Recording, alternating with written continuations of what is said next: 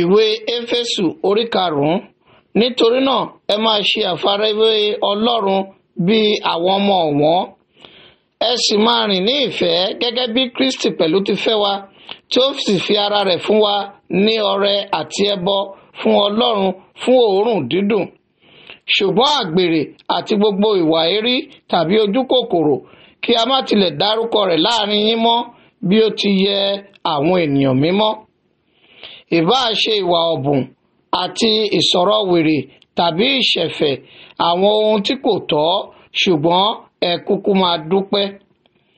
Nítorí ẹ̀yin mọ èyí dájú pé kò sí panṣágà tàbí aláìmọ́ ènìyàn tàbí olójúkòkòrò tí í ṣe olùbọ̀rìṣà tí yóò ní ìní kan ní ìjọba Kristi àti ti Ọlọ́run. Ẹ má ṣe jẹ́ kí ẹnikẹ́ni fi ọ̀rọ̀ asán tàn yín jẹ, nítorí nípasẹ̀ nǹkan wọ̀nyí ìbínú Ọlọ́run ń bọ̀ wá sórí àwọn ọmọ aláìgbọràn. Nítorí náà ẹ má ṣe jẹ́ alájọpín pẹ̀lú wọn, nítorí ẹ̀yin ti jẹ́ òkùnkùn lẹ́ẹ̀kan, ṣùgbọ́n nísinsìnyí ẹ̀yin di ìmọ́lẹ̀ nípa ti Olúwa. Ẹ máa rìn gẹ́gẹ́ bí àwọn ọmọ ìmọ́lẹ̀. Nítorí èso ẹ̀mí wà ní ti ìṣoore gbogbo àti òdodo àti òtítọ́. Ẹ sì máa wádìí ohun tí í ṣe ìtẹ́wọ́gbà fún Olúwa. Ẹ má sì bá àìléso iṣẹ́ òkùnkùn kẹ́gbẹ́ pọ̀, ṣùgbọ́n ẹ kúkú máa bá wọn wí. Nítorí ìtìjú tilẹ̀ ní láti máa sọ̀rọ̀ nǹkan wọ̀nyí tí wọ́n ń ṣe ní ìkọ̀kọ̀. Ṣùgbọ́n ohun gbogbo tí a bá ń wí ní ìmọ́lẹ̀ fi hàn, nítorí ohunkóhun tó bá ń fi nǹkan hàn ìmọ́lẹ̀ ni. Nítorí náà ni ó ṣe wípé jí ìwọ ẹni tí ó sùn, sì jíǹde kúrò nínú òkú, Kristi yóò sì fún wọn ní ìmọ́lẹ̀.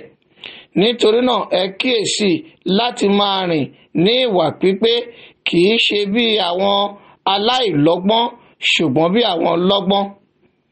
Ẹ máa ra ìgbà padà, nítorí búburú ni àwọn ọjọ́. Nítorí náà ẹ má ṣe jẹ́ aláìlóye, ṣùgbọ́n ẹ mòye ohun tí ìfẹ́ Olúwa já sí. Ẹ má sì ṣe mu wáìnì ní àmupara, nínú èyí tí rúdurùdu wà, ṣùgbọ́n ẹ kún fún ẹ̀mí. Ẹ sì máa bá ara yín sọ̀rọ̀ nínú sáàmù àti orin ìyìn àti orin ẹ̀mí. Ẹ máa kọrin kí ẹ sì máa kọrin dídùn ní ọkàn yín sí Olúwa. Ẹ máa dúpẹ́ nígbà gbogbo fún ohun gbogbo lọ́wọ́ Ọlọ́run, àní Bàbá, ní orúkọ Jésù Kristi Olúwa wa. Ẹ máa tẹríba fún ara yín ní ìbẹ̀rù Ọlọ́run. Ẹ̀yin aya, ẹ máa tẹríba fún àwọn ọkọ yín gẹ́gẹ́ bí fún Olúwa, nítorí pé ọkọ ní í ṣe orí aya, gẹ́gẹ́ bí Kristi ti ṣe orí ìjọ ènìyàn rẹ̀, òun sì ni olùgbàlà ara.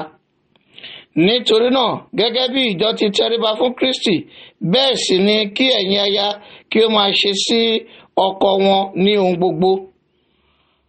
Ẹ̀yin ọkọ, ẹ fẹ́ràn àwọn aya yín gẹ́gẹ́ bí Kristi ti fẹ́ràn ìjọ, tí ó sì fi ara rẹ̀ fún un, kí òun kí ó lè sọ di mímọ́ lẹ́yìn tí a ti fi ọ̀rọ̀ wẹ̀ ẹ́ mọ́ nínú agbádá omi, kí òun kí ó lè mú wá sọ́dọ̀ ara rẹ̀ bí ìjọ tí ó ní ògo, ní àìní àbàwọ́n tàbí àléébù kan tàbí irú nǹkan báwọn nì, ṣùgbọ́n kí ó lè jẹ́ mímọ́ àti aláìní àbùkù. Bẹ́ẹ̀ ni ó tọ́ kí ọkùnrin kí ó máa fẹ́ràn àwọn aya wọn gẹ́gẹ́ bí ara àwọn tìkára wọn. Ẹni tí ó bá fẹ́ràn aya rẹ̀, ó fẹ́ràn òun tìkára rẹ̀. Nítorí kò sí ẹnìkan tí ó ti kórìíra ara rẹ̀, bí kò ṣe kí ó máa bọ́ kí ó sì máa ṣìkẹ́ rẹ̀ gẹ́gẹ́ bí Kristi ti ń ṣe sí ìjọ. Nítorí pé àwa ní ẹ̀yà ara rẹ̀, àti ti ẹran ara rẹ̀, àti ti egungun ara rẹ̀. Nítorí èyí ni ọkùnrin yóò ṣe fi bàbá àti ìyá rẹ̀ sílẹ̀, òun ó sì dàpọ̀ mọ́ aya rẹ̀, àwọn méjèèjì a sì di ara kan. Àṣírí ńlá ni èyí, ṣùgbọ́n èmi ń sọ nípa ti Kristi àti ti ìjọ. Ṣùgbọ́n kí olúkúlùkù yín kí ó fẹ́ràn aya rẹ̀ bẹ́ẹ̀ gẹ́gẹ́ bí òun tìkára rẹ̀, kí aya kí ó sì bẹ̀rù ọkọ rẹ̀.